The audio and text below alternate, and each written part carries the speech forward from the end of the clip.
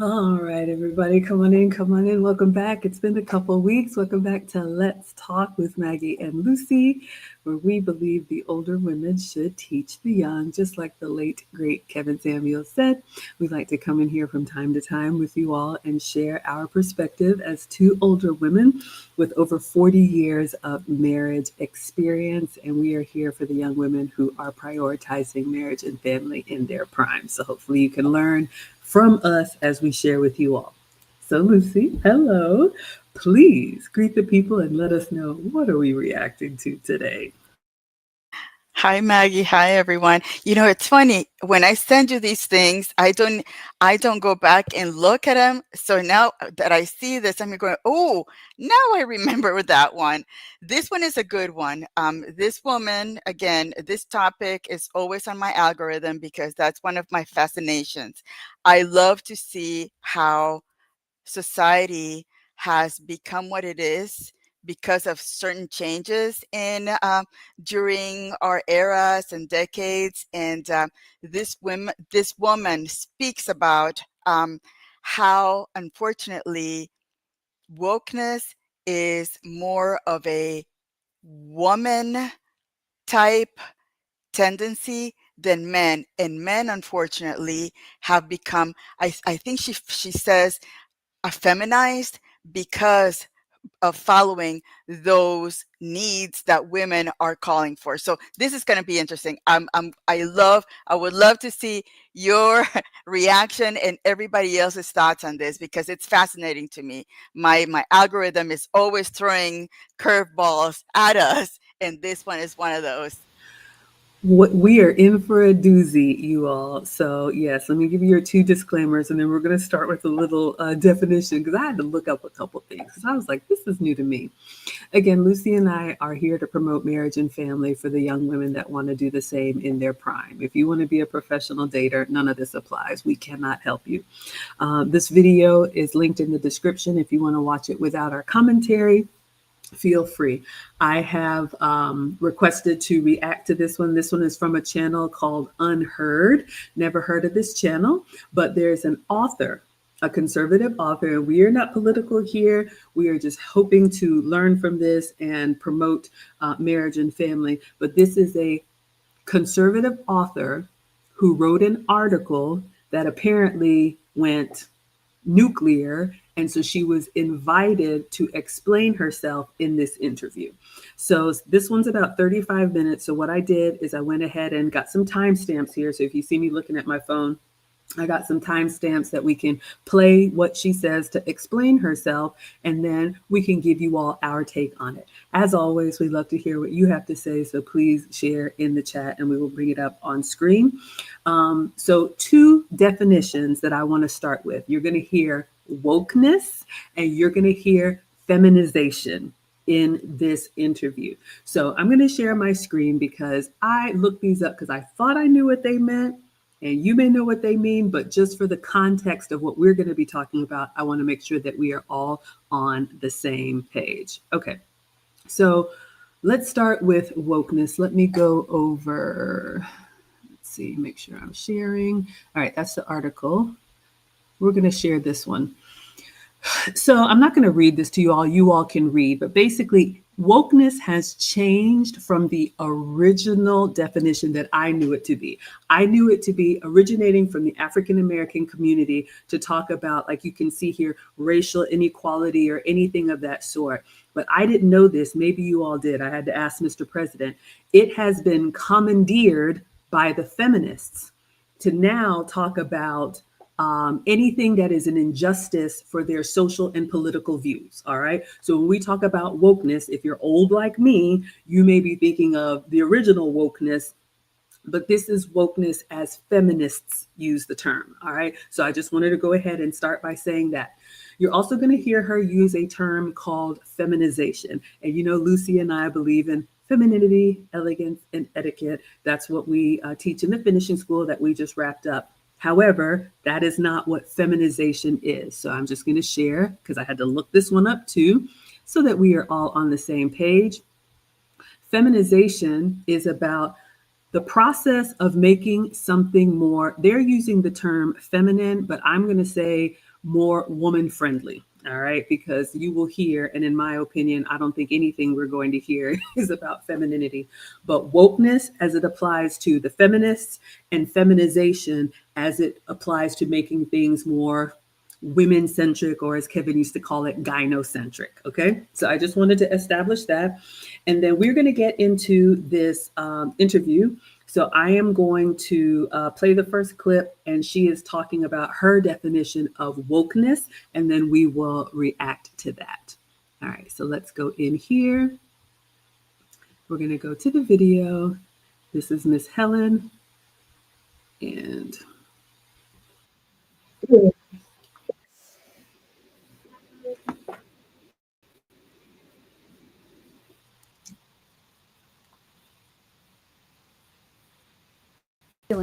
rules of group dynamics. Our institutions changed radically in 2020. Wokeness really did mark a significant departure in how our institutions function. A rolling back or a reversal of the increased presence of women in the judiciary, in politics, in the legal profession, in the scientific community, in the academy even, would basically result in a much diminished voice for women in the institutions that wield the most power.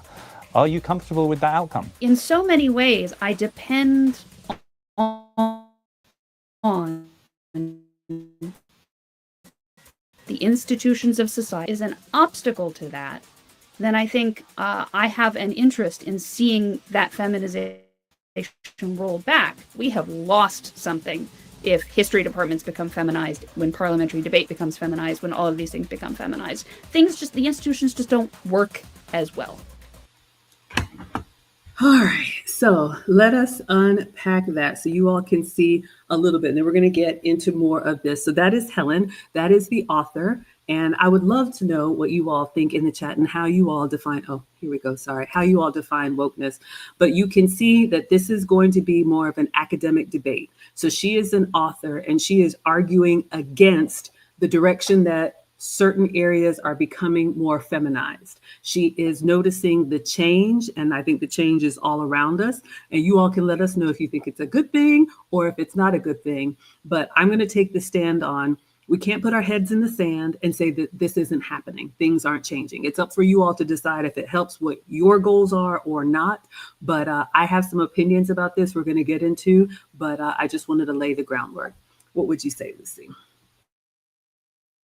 I got nothing to say. You presented it perfectly. I want to thank you for pulling up the definitions for feminization and wokeness because, yeah, things have changed. And one of the things that we notice in language is that they keep changing language according to what works best for, for one effort. So again, it's important to remember that. Absolutely. All right. So let's go back in. And the next section is just an introduction about who Helen is, in case, like me, you all didn't know who she was. So we're just going to learn a little bit about who she is and how she got to be interviewed in this article. All right. So let's go back over here. I'm going to fast forward to 145. Okay. The Great Feminization, which argued roughly that the woke era, wokeism, is not just an accident of politics and timing, it is all to do with gender and the increasing prevalence of women in the workplace and in influential institutions. Of course, we thought we had to try and get her here on the show to talk it through with us. So Helen, welcome to Unheard. Thanks for having me, Freddie. So let's just lay it out. All right, I'm just going to skip to the next section. I think you all understand the groundwork here. She's going to talk about wokeness. And so I'm going to let this next section play for about a minute and some, and then I'm going to bring you all's comments. And we're going to talk about, like Lucy said, how this term has been commandeered to suit the people that want to use it. So I think that's the big takeaway.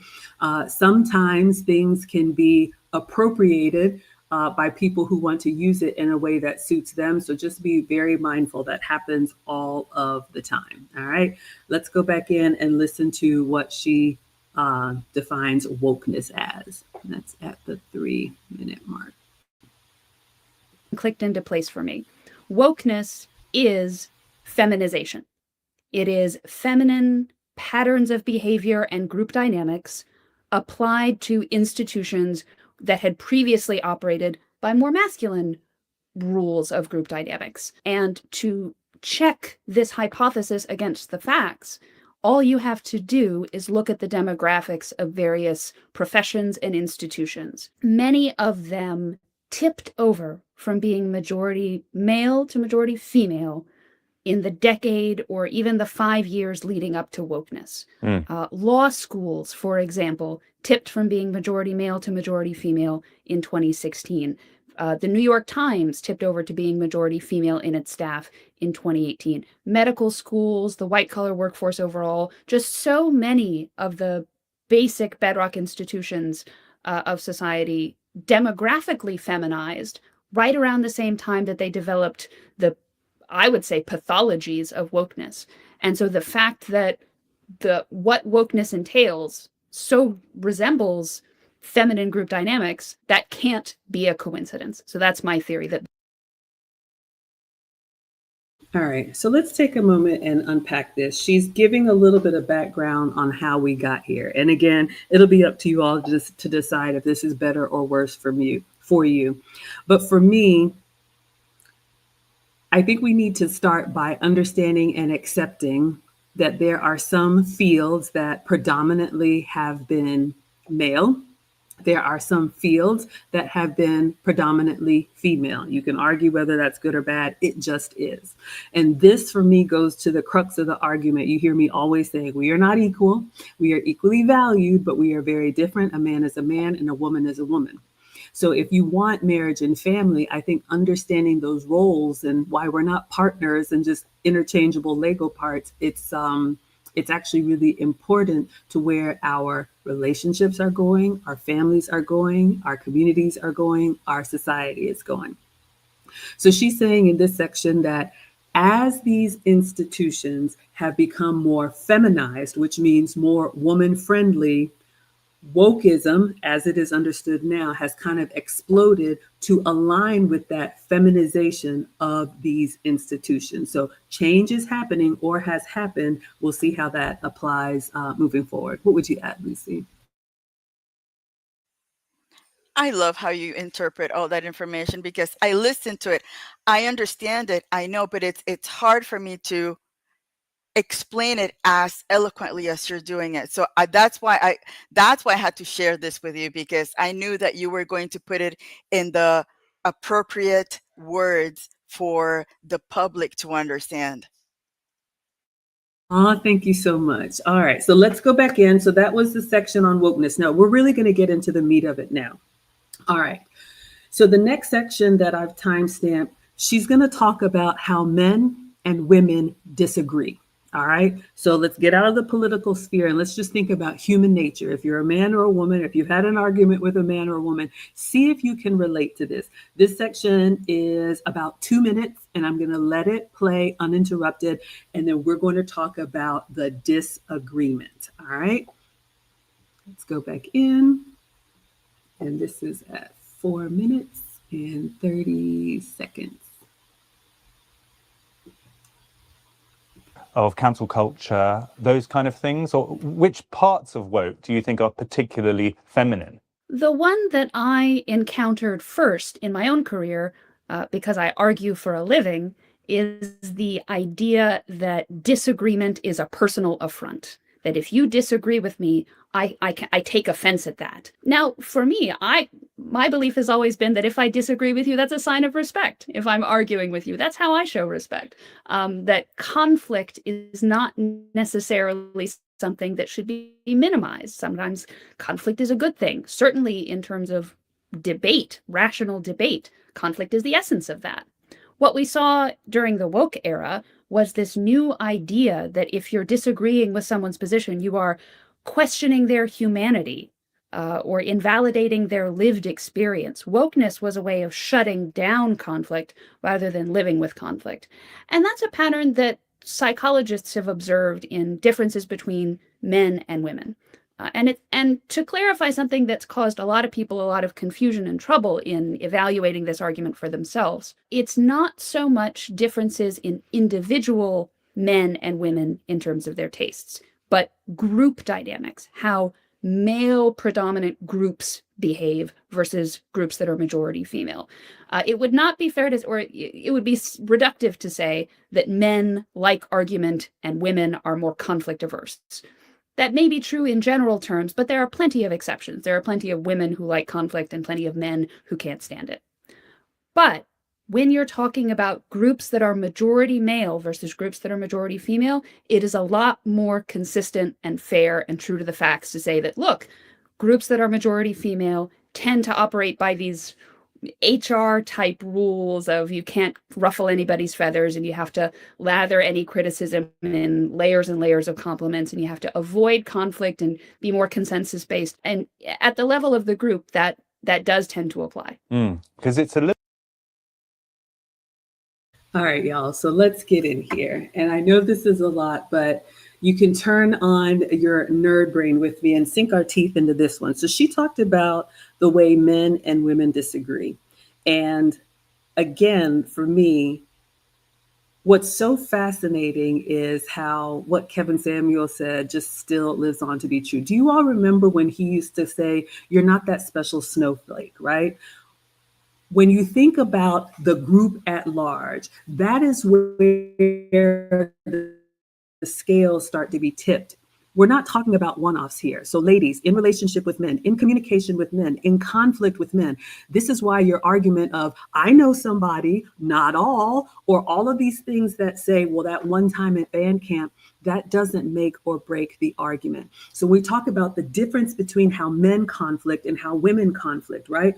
I have seen this. If you have boys or brothers or anything, how many times have we seen men go at it toe to toe and then, may the best man win, right? Where does that term come from? They shake hands and then they go off and work together. Women, we know if you offend me, we're not speaking for however long. How long does it take us to come around? Why should you care? One, like I said, for me, this is really about understanding the differences, accepting that there are differences. Then when you parlay that to the institutions that have now gone from mostly male to mostly female, the feminization, we are going to bring those group behavior dynamics with us. So if you think those institutions that have operated a certain way, good or bad, your choice, that were predominantly male, when they become predominantly female, they will look very different. Full stop. What would you add, Lucy? I love that you brought Kevin Samuels. Look, I wrote in my notes, KS. And remember how they tried so hard to cancel him? It's because they couldn't take the directness of his statements. And, this is the way he saw things. Whereas we women, we take everything personally. We take everything in the emotion. And that's why, relationships are so, it's beautiful to see when we figure each other out and how well we can work together. But it's also awful to see how some relationships get completely devastated because of the incredibly different way of communication we have as women and men. I love this. So I always think about what we share with you all, how this can be helpful. Ladies, if you're in a relationship with a masculine man or you want to be in a relationship with a masculine man, drop all of this name calling and labeling and diagnosing. He's not a narcissist. He's not controlling. He's just direct and to the point. A man can have a conflict with you about the facts and they say, okay, let's move on. And they really are ready to move on. So all these little games that we play as women, if you find yourself not being able to last the test of time with relationships, maybe it could be that you are not understanding how to communicate and properly conflict with a man. All right, so the next section that I have here is on conflict. So this one is about 2.5 minutes. So I want you all to listen, and then we're going to discuss how we conflict differently and what implications that could have. All right, let's go back in.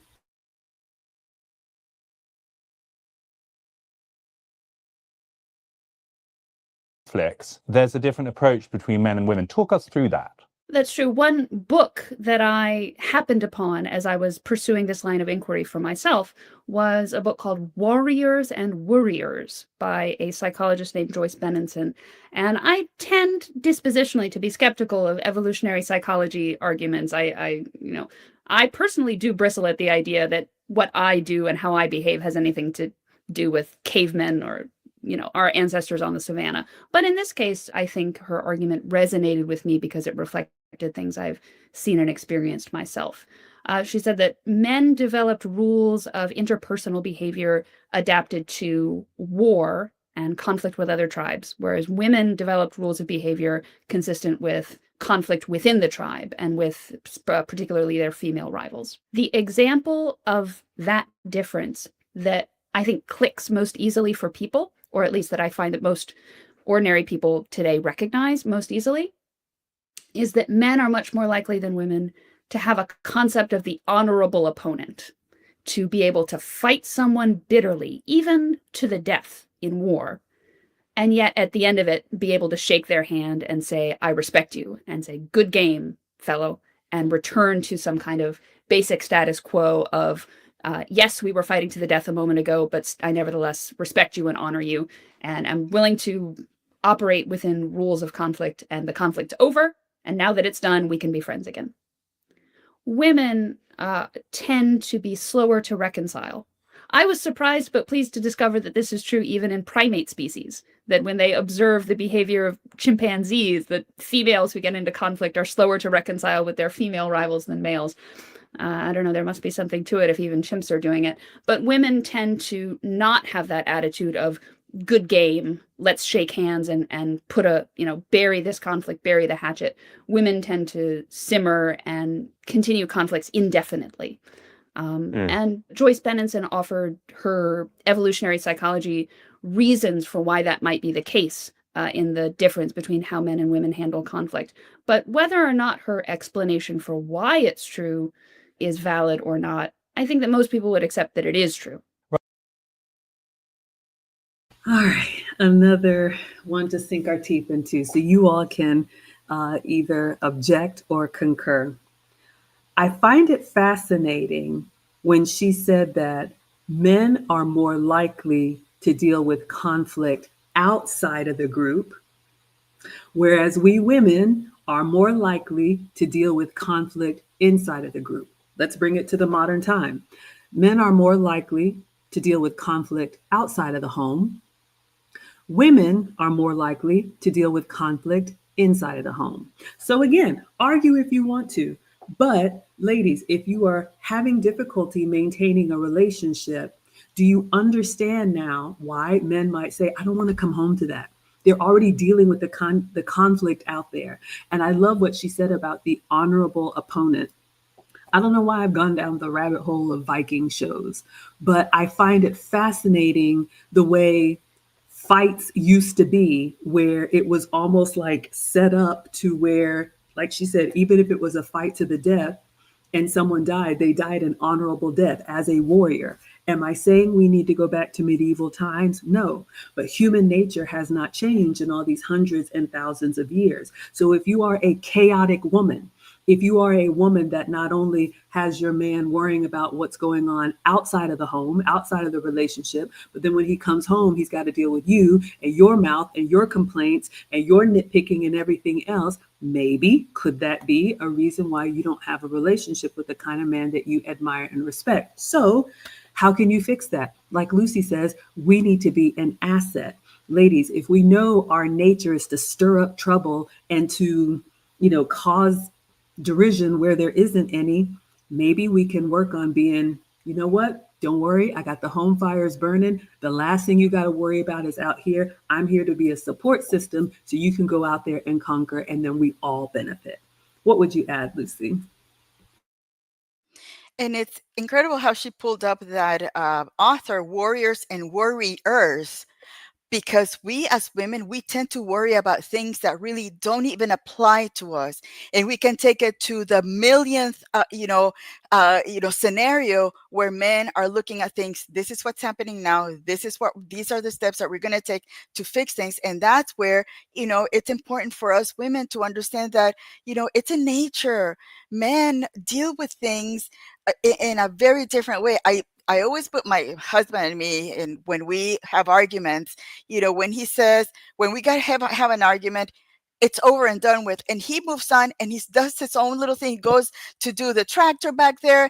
And then me, I'm going through the scenario, thinking about things that he said and some of the things. And again, and this is the kind of thing that I watch just to allow me to self-reflect and say, Lucy, come on now. The guy, he resolved it. There's no reason for you to continue pushing the topic because it's over for him. So again, it's for us women to, when a man says, no, it's done, we're done with, to stop. We need to start to continue nagging them about something that for them, it was a done and over with deal. I love that. And what Lucy said is a self-reflection. Ladies, this is on us. This is up to us. Now, you can argue, that's fine. Nobody cares. But if you really want to make progress, if you wonder how those of us who have been in relationships for decades last the test of time, we correct ourselves. We don't put it on our men to say, I'm not telling you again. They don't even want to have to tell us the first time, right? So especially if you have a man of a certain caliber, he's got all these things going on. The last thing he wants to deal with is Mr. President says, we've got this movie just playing in our head. It can be the farthest thing from the truth, but because it's in our head, it is the gospel. And that is the hill that we're going to die on, and oftentimes our relationships die with it. Another thing he always used to tell me, old Southern man, he'll just sit back and say, that's why girl groups never stay together. And I'm like, what are you talking about? But if you think about it, it's true. The Temptations, the Beach Boys, they're still touring with their, new replacement hips or whatever, well into their 70s and 90s. How many times do girl groups or girl trips or girl things usually fall by the wayside? Because what? We don't know how to conflict and just let it be.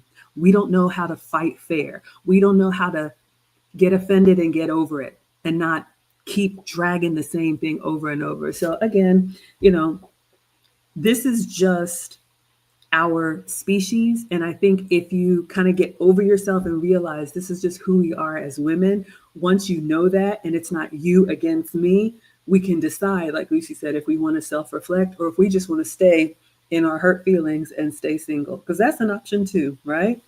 I'm gonna tell you one time. Y'all know over here, Mr. President told me, I'm gonna tell you one time in a row and let you figure it out.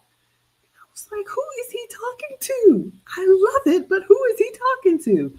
Okay, so we talked about wokeness. We've talked about the difference between how we disagree. And then we talked about the difference between how men and women conflict. So we're going to go to the next clip about some other differences between women and men. And again, remember, the red thread is when you extrapolate this out to all of these institutions that are now becoming feminized, all of this behavior comes with it. So ask yourself, is that good or bad? Is that helpful or not helpful for the world that you want to live in? All right, let's go back in. We're going to go to 10-minute mark. Like conflict, and women are conflict averse. Well, that is true in some senses, but it would be a mistake to infer from that women don't fight or that women don't engage in conflict. They do, very much so, sometimes more than men. It's a difference in the way that conflict plays out. I referred a moment ago to the concept of the honorable opponent and standing up and fighting someone to the best of your ability and then accepting the outcome of that conflict, however it might go. That is the thing that wokeness is missing. Instead of, if you're a wokester and you've identified somebody in your university department or in your business who has stepped outside the lines or violated the taboos of wokeness, what you do is you don't do what masculine rules of conduct would indicate, which would be to fight that person or dispute that person, say, I disagree with you and here's why, let's have an argument. Instead, you ostracize that person and say, I can't even believe you just said that. Wow. And shut down conversation and exclude that person from even the realm of things you're willing to debate. That, to me, was the biggest pathology of wokeness. It made it impossible to discuss any topic on which wokeness developed taboos, which turned out to be quite a lot of things that are very important for a democratic society to be able to debate. So yes, of course, wokeness is very much engages in conflict. It just does it in what is, to me, a toxic and unhealthy way. All right, ladies. Whew. Let's get back in here and talk about this one. So she said, both men and women have conflict. So are we telling you to suffer in silence? No. Are we telling you to never speak up? No. That's not this, all right? Use your common sense. But the way that we do it, welcome to the sisterhood. Welcome to cancel culture. Welcome to how many of you all have lost friends and relationships because people vote differently, cook differently, dress differently, date differently, whatever.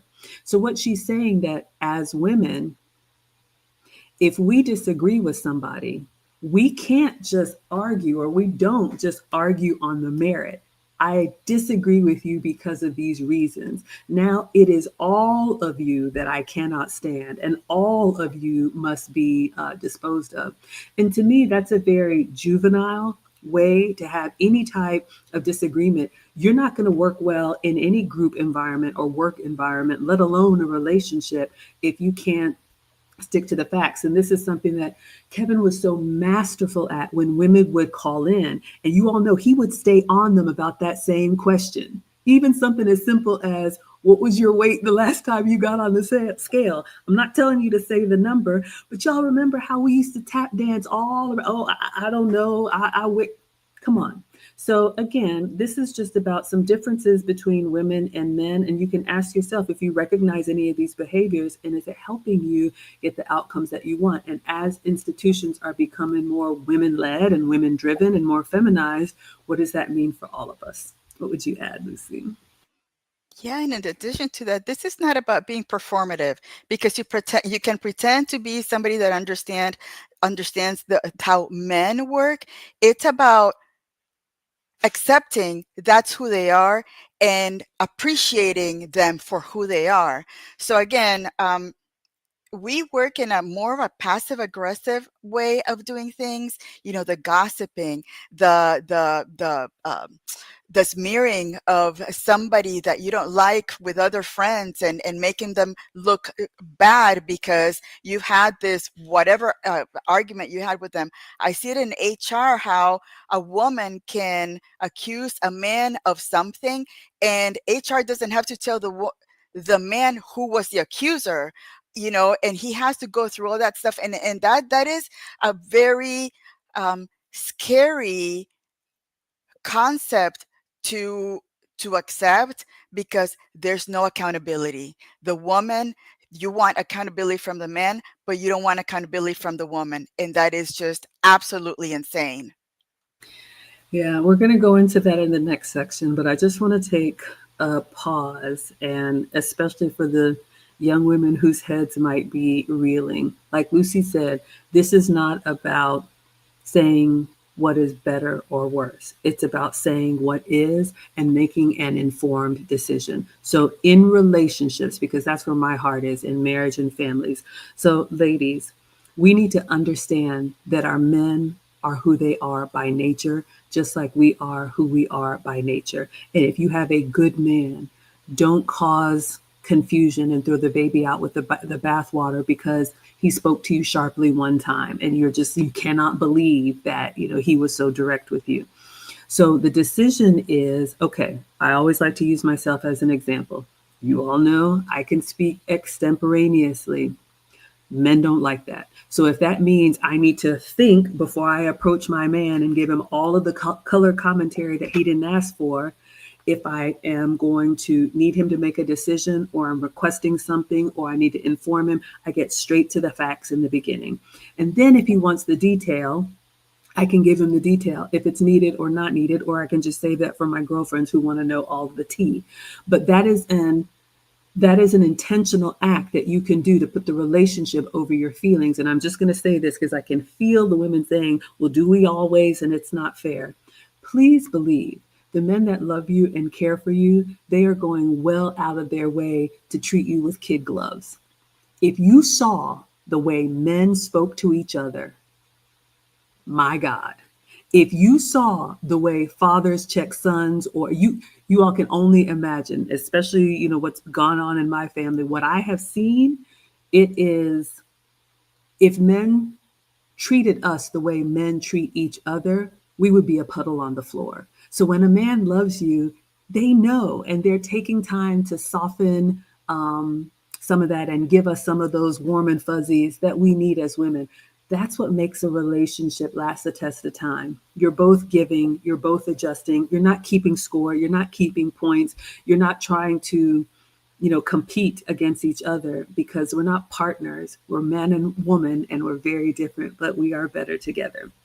Okay, so now we're going to go into the next section. I'm going to let this play for about 2 minutes. Lucy just talked about the fear that men can lose it all when a woman makes an accusation. And she has an example of a man named Larry Summers. Didn't know who he was. He was a Harvard professor. And I'll let her explain what happened to him. So that's at the 12-minute mark. Okay. Tell us about what happened to him and why you think it's relevant here. Larry Summers was the president of Harvard University, which made him one of the 10 most powerful people in America. He was extremely well connected. He was an extremely illustrious and well-respected economist, very academically capable as a scholar on his own terms. He was also very politically connected. He had served in the Clinton administration in the 90s. Really just a towering pillar of the establishment. He was invited in that capacity to speak to a conference on women's representation in science. And he said at the beginning of his remarks, you know, when the organizer invited me to come here, I said, I've got 2 versions of this speech. I can give you the nice one, where I tell you all the great things that Harvard is doing to improve female representation in science departments, or I can give you a genuine, sincere, off-the-cuff rumination on why I think women remain underrepresented in science. I can give you the real talk. I can, you know, the fuzzy bureaucratic one or the real one. And he said he wanted the real one, so here it is. And he proceeded to give what was actually fairly mainstream assessment of male and female differences when it comes to the hard sciences. He said that men are more likely to be represented out at the tail end of the ability bell curve. So you have more men than women who are way in the top 0.1% of scientific ability. And that also women tend to be less interested in these systematizing scientific topics than men. So even women who are extremely intellectually capable tend, as a matter of taste, to be more interested in more humanities and personal focused fields. There were some women in the audience when Larry Summers gave this talk and made those points. I mean, it's worth saying, I'm sorry to interrupt, Helen, it's just, yes, it almost feels nostalgic, doesn't it, to think of a world where you could wade into the question of the heritability of IQ or skills or talents in different fields. All right, I just want to pause here because this one blew my mind, and I just want to make sure you all are feeling the gravity of what was just said before we hear the outcome. So this is a Harvard professor. Think whatever you want to about academia, but this man was at the top of his professional trajectory. He was invited to speak somewhere. How many men have been asked, give me your honest opinion. Tell me what you think. No, I really want to know. How many men have stepped on that landmine? So a Harvard professor who has credentials on paper, invited to speak to a group of women. He didn't, make his soapbox and say, you're going to listen to me. They asked him to come. Number 2. Number 3, It was a controversial topic, not really controversial, but it was about women in advanced, I think, sciences. And I'm passionate about this because I have a chemistry degree. I'll come back to that in a moment. And he said, do you want the, what is it? Not the PG version, but when something is, there's a word when something is like non-offensive. Do you want the, easy version, or do you want me to tell it to you straight? And the guest said, tell us it straight. So he goes on to talk about his perception of this. And in a nutshell, she's talking about advanced fields. There are more men in advanced fields than women. Argue me down if you want to, but if you think about the bell curve, what I'm thinking about, even take fields that a lot of women are in. For example, cooking. There are probably more executive chefs that are male than women. Take another field like healthcare. There are probably more neurosurgeons that are men than women. Am I saying it's better or worse? No, I'm just saying it is. So he's talking about in the 0.1% of fields in advanced sciences, there are more men there. And he starts to talk about some of the reasons why even women who are capable, ladies, if we're honest with ourselves, usually we're just not as interested, especially as we age. This is why I'm always warning very headstrong, career-driven modern women in your youth, because I was just like you. And you're going to get to a point where you're going to find happiness in nesting. Not all, but most women, especially as they age, we take a liking to more softer, less stressful careers than men do. So we'll continue on, but Lucy, what would you add? You explained it incredibly well. And it goes back to the part where she talked about men being more honorable. He asked, do you want the sugar-coated version or do you want the straight to the fact version? So again, it's going to be interesting, the result of that option that they chose after. Thank you, y'all. I was thinking about politically correct. So, okay, remember that. We're going to go back in and think about what happened. A Harvard professor was invited to speak about why there are more men in advanced fields. And he said, do you want the politically correct version or do you want the off the record version? And they said, give it to us straight. All right, let's see what happened to him.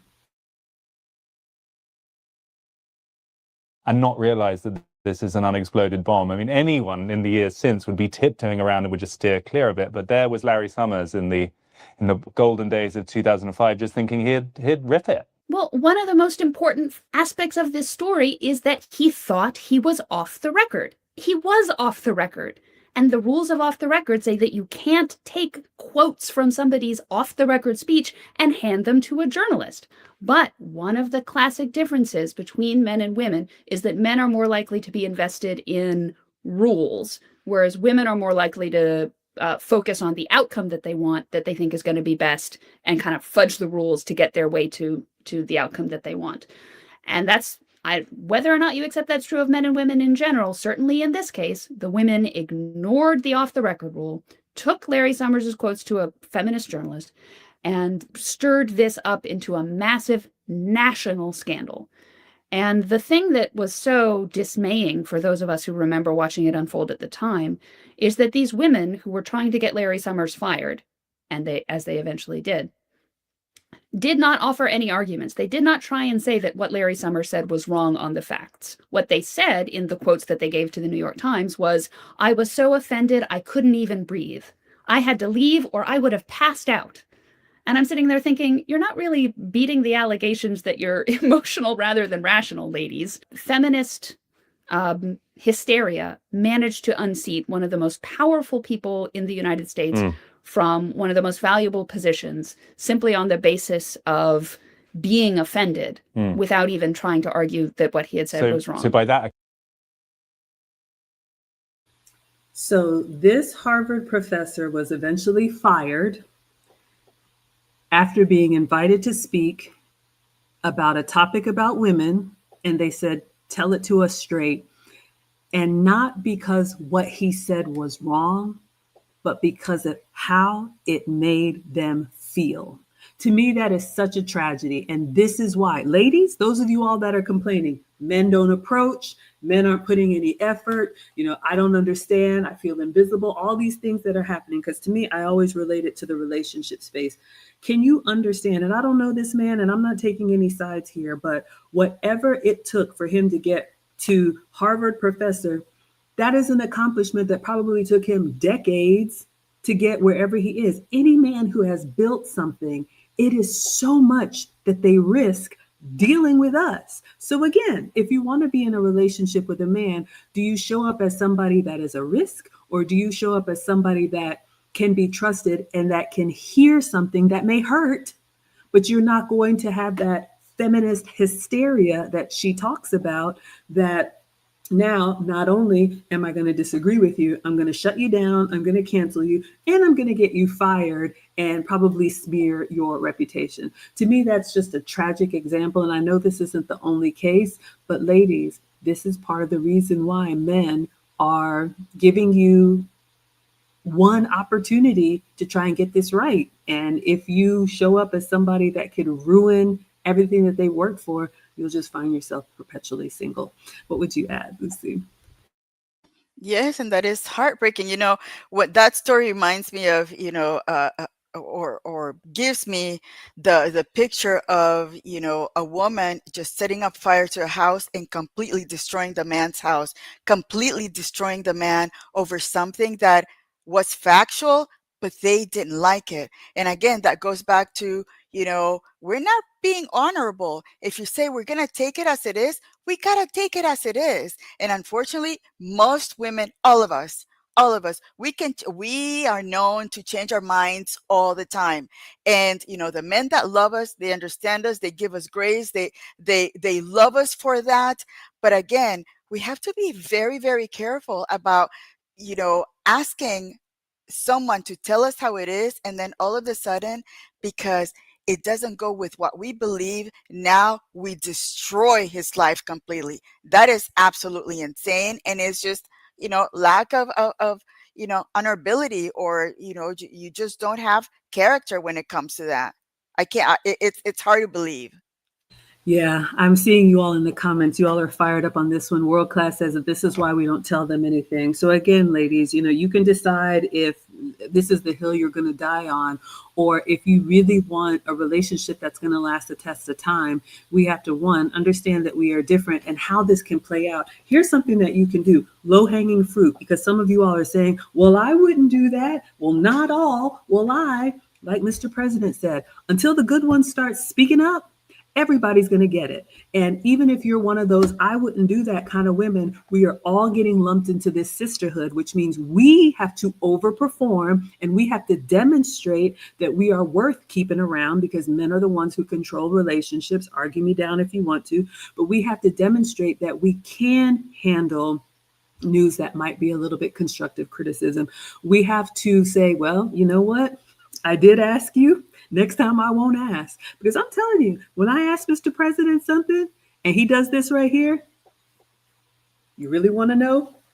I think long and hard before I open my mouth and say, am I ready for this? And I'm going to be honest with y'all. Sometimes the answer is no, I'm not ready to hear it. And that's just true. But that comes from self-awareness, because if I'm feeling like I could crack right now, it's not worth it. All right. So remember, we're talking about institutions that are becoming more feminized, and we bring all of this behavior with us and can ruin somebody because we asked him a question and he told the truth. All right, so the next section we're going to go into is the response, I think, to what happened to Larry Summers. And again, I see Phyllis is taking sides. I'm not taking sides. I'm just sharing with you all. This is what's happening. So the next section is about a minute. Let's go back in.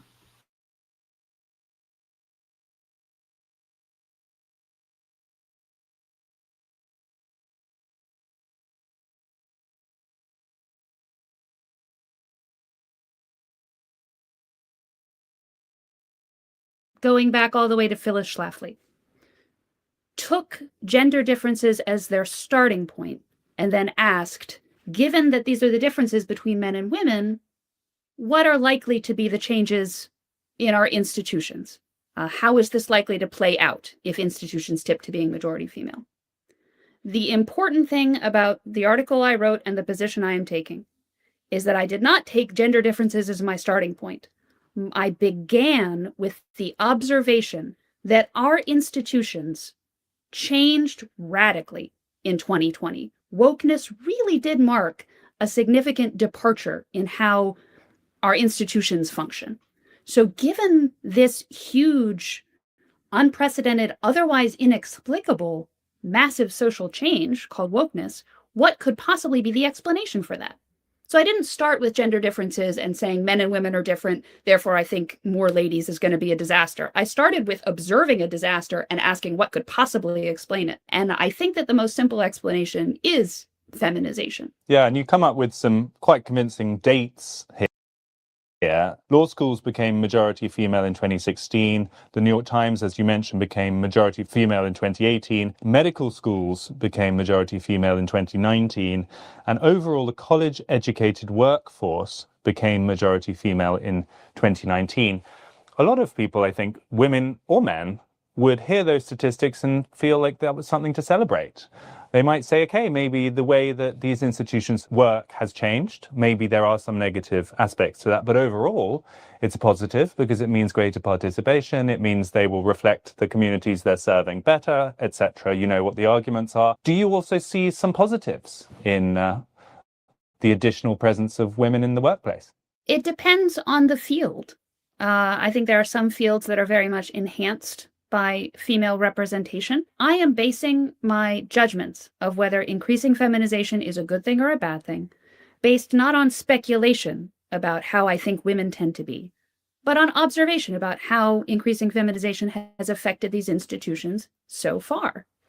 In the case of the field of law, that is one area where I see the areas of law that are most female dominated, including law revolving around sexual assault and the Me Too movement. And in the case of campus courts to adjudicate cases of sexual assault, the so-called Title IX courts that arose under President Obama, that is kind of a sort of perfect experiment. That's a legal system designed by women according to feminist principles. And I observe how those courts played out in practice.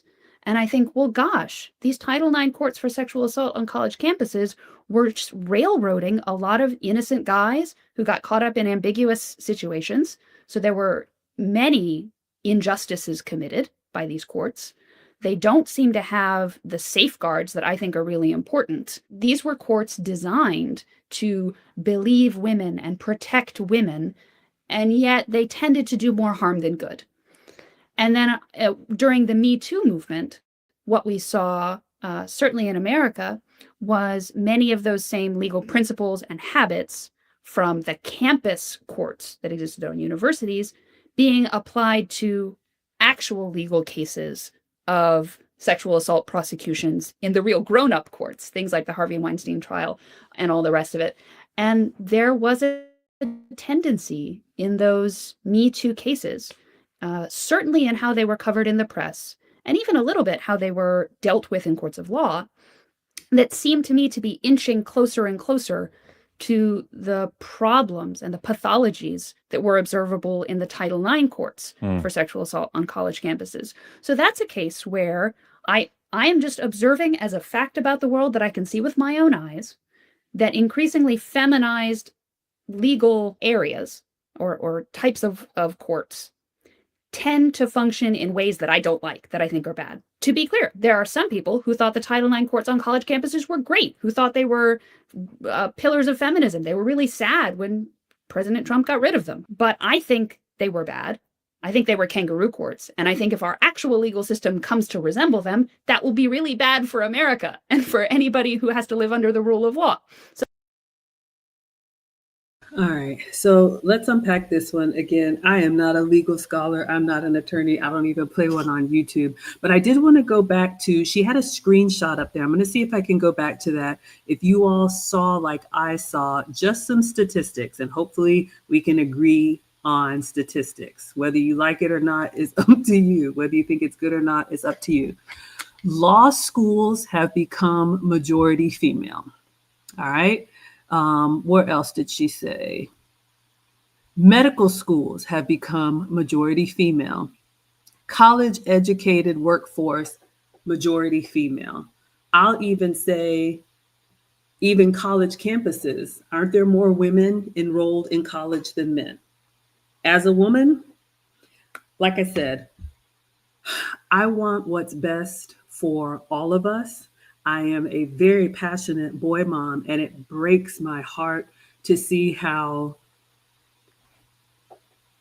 as institutions have become more feminized, her words, I think the pendulum has swung so hard and maybe overcorrected, and men are now getting kicked in the teeth. And it scares me what the men that we all know and love are going out into the world to try and wade through and make keep their reputation intact again. So if you have a man who's giving you an opportunity and taking you seriously, I think you need to take him seriously and hold on and work together, because I keep saying it's going to get worse before it gets better. This thing is going to take time to correct itself, but we can't argue the statistics. And even if you just, ladies, look around the institutions that you are in, when you see more women enter a space, is it better or is it not better?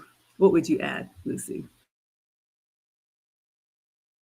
And that's now how we're seeing a lot of the young men are going for trade schools, because trade schools, that's their strength. They're going to work with their hands. They're going to figure things out. And again, as a woman that has been in really bad situations, those men that are doing that work are the ones that are going to save the world, not the intellectual ones, not these women that want to have the six-figure man surgeon. First of all, we're living in delusion, because not we don't have millions of surgeons and vampires and pirates and all of those people that we read in those novels that women buy.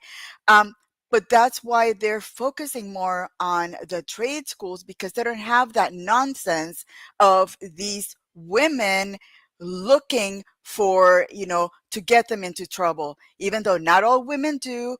But there are women that unfortunately are not emotionally stable enough to differentiate between a guy being a jerk and a guy doing something more, that is considered, essay, or, the bad part. So again, it's sad, but I'm hoping that the younger generations of women start understanding that, these differences, it's nature, and we are better together, understanding and accepting that we see the world differently for a reason.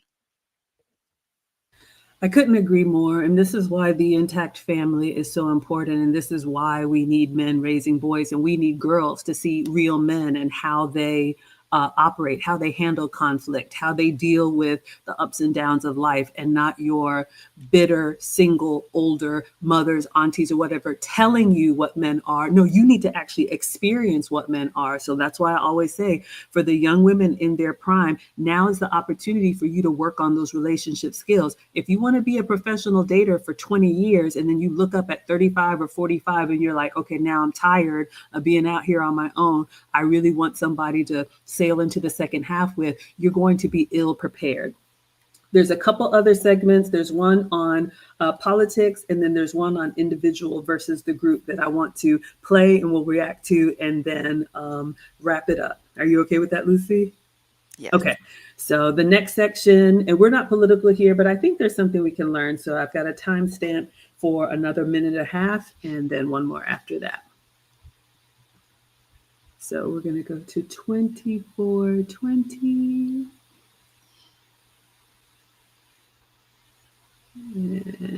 Okay. To the realm of politics. And I'm sure you know that we could not get to the end of this conversation without mentioning Margaret Thatcher at least once. It is her It was 100th inevitable. birthday this past week, so appropriate. I think one result of the increasing feminization of politics is a decline in legislative or parliamentary repartee, parliamentary heckling. It used to be quite common in your legislature in Great Britain for people in the House of Commons to heckle each other and shout at each other and have rude one-liners. And really, the parliamentary debate was an art. And I think most people would agree that that art has declined. Some of that, I believe, is a tendency to adopt feminine modes of rhetoric, which are less friendly to the sort of conflict-oriented repartee that characterized parliamentary debate in the early part of the 20th century. Now, Margaret Thatcher, among her many strengths, was parliamentary repartee. She could take heckling with the best of them. She would not break down and cry or give an emotional response when somebody shouted something from across the other side. So we can't say that women are bad at parliamentary debate or that they can't deal with or can't handle heckling, because Margaret Thatcher was quite good at it. Nevertheless, if you have a parliament that is majority female, the House of Commons is not majority female at this time, not yet. It probably will be someday. But if you have a parliament in which women have 1/3 representation or greater, your style of debate will become more feminized, and that will be less friendly to the kind of debate that used to occur. So there's just a huge difference between saying any individual woman, like Margaret Thatcher, might be talented in certain male or historically male fields of endeavor. That's fine. But if your entire legislature becomes predominantly female, that will have a change in what kinds of rhetoric you adopt. And that will be determined not by exceptional women who happen to flourish or be talented at the old male modes of debate, but that will be determined by the average woman in your legislature and the general tendency of the female sex and how it tends to argue. So there's just a huge difference between individuals and groups and generalizations. A lot of people hear. All right, so I just wanted to talk a little bit about this one, the difference between the individual and the group. And this is something that, ladies, I think we can do better at. We are very self-focused and we talk about us or we talk about the exception. How many women are still holding on for Sierra's prayer when there is one Russell Simpson? I think that's his name. Men think collectively, the group, community, society, they think legacy over decades and centuries. All right. So when you are in conversation with a man or in relationship with a man, and it's just like, well, I know somebody. How many times did we hear Kevin Samuels try to talk to a woman and, well, I know somebody or I heard of? That doesn't change the fact that our nature collectively as women will change things. Now, again, you can argue if it's better or worse, but what she said in the example of Margaret Thatcher, you will have some exceptional women that are going to excel in men's spaces. And that's fine. But I think just like as immigrants, when we come to this country, it is our job to assimilate into what was already established here. It is not for us to come in and change it the way that we want to. If you're going to be one of those exceptional women, and I know several, you're going to play by the rules that were already there.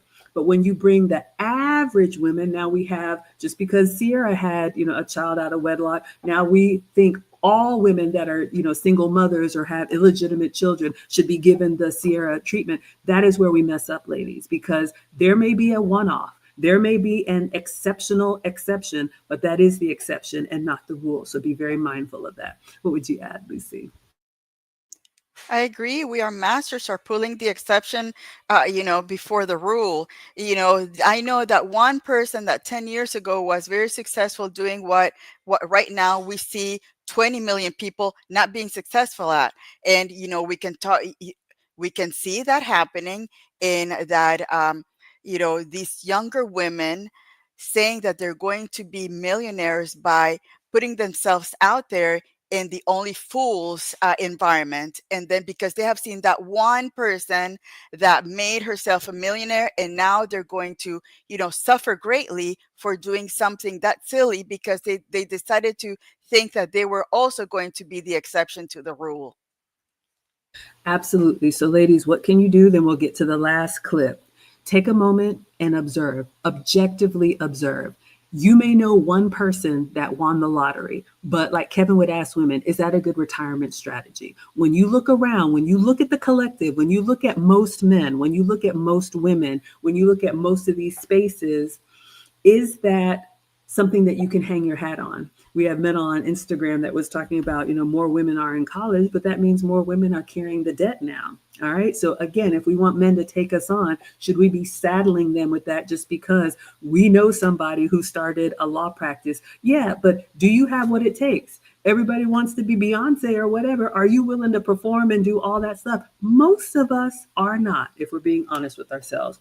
Okay. So the last clip that I want to go through is she talked about what we prefer versus what is good for all of us, or from her perspective. All right. And then we will wrap it up.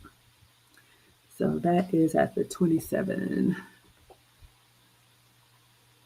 And this is 2 minutes. So I'm just going to let this play and then we'll close it out.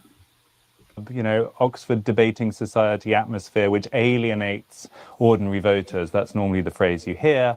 And they're delighted that the discourse is a little bit more comprehensible and straightforward, or fact-based, or substantial, or whatever. Do you take a different view then? You think we should be trying to get back to that more rambunctious style? I absolutely do. And in that case, I think it's important for anyone to always separate your own preferences from what is objectively good or bad. It's certainly the case that I prefer the old rambunctious style of debate. But I like to think that I'm able to separate these things and step back and say, well, okay, that's what I would prefer, but what is good for democracy? What is good for the country? And having thought about it and attempted to be objective, I think it's true that the old rambunctious style of debate was better able to handle conflict. Another example is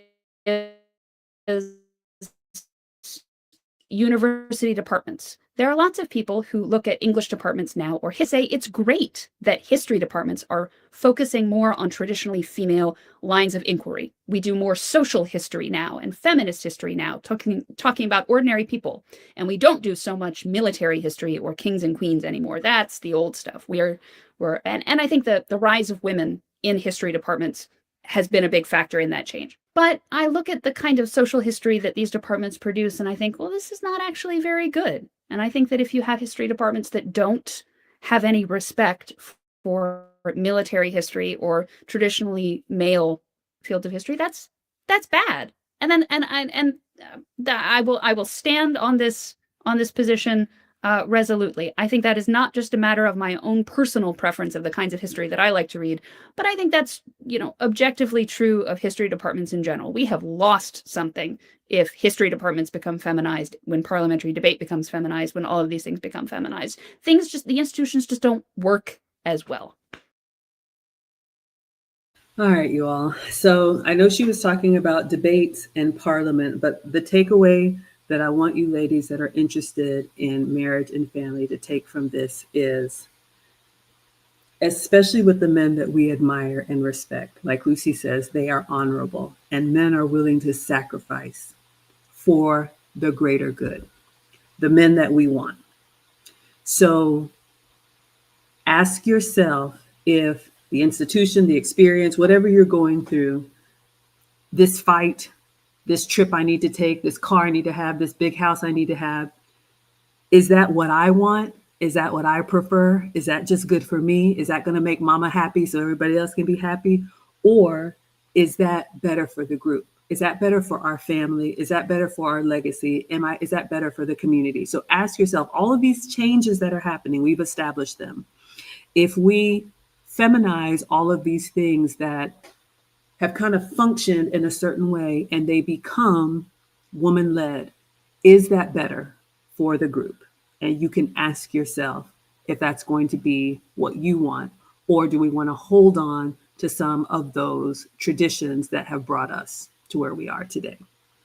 Lucy, what would you say to close us out?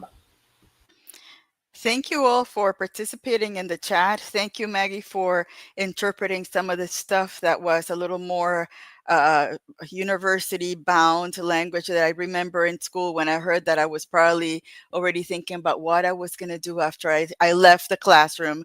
So again, it's fascinating to hear this woman talk. I really think it goes back to us women appreciating how men do things. I would love to be, in a parliament just watching the back and forth between men and the things that they probably tell each other. Again, being a fly on a wall at a barber shop, to hear how, to understand that it's a different way of communication and they bond differently than we do. So again, I think it was a great topic. Thank you, Maggie, for sharing it, and thank you, Chad, for uh, putting your spin and your comments in there, because it always helps.